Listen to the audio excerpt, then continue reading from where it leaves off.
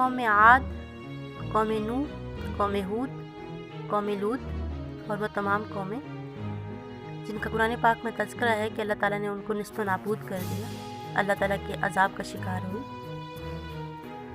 ان قوموں کی تعمیر و ترقی کمال تھی، ان قوموں کی تعمیر و ترقی کمال تھی، اخلاقی فکری حالتیں روبہ زوال تھی۔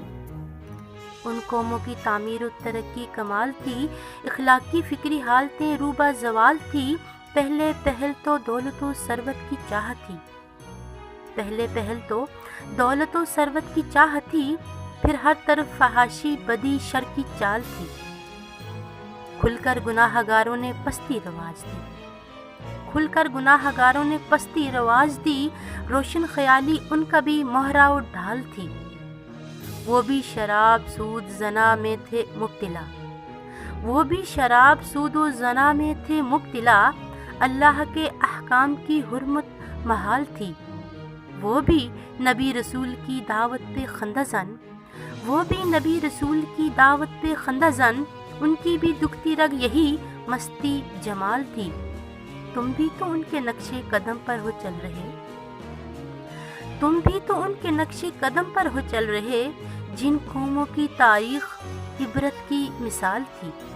تم بھی مفاد نفس و ہوس کے غلام ہو، تم بھی مفاد نفس و ہوس کے غلام ہو، ان کے لیے بھی رب کی اطاعت وبال تھی۔ تم بھی بٹے ہو فرقوں گروہوں کے نام پر، تم بھی بٹے ہو فرقوں گروہوں کے نام پر، ان کے لیے بھی وحدت عبادت محال تھی۔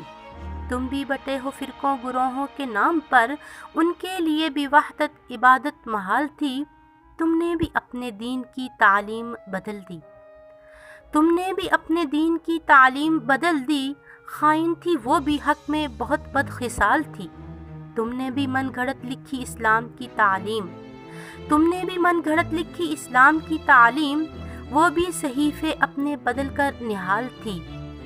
اب تم مناؤ خیر کے انجام ہے اٹل، اب تم مناؤ خیر کے انجام ہے اٹل، ہر بستی مٹتے وقت بہت پرملال تھی۔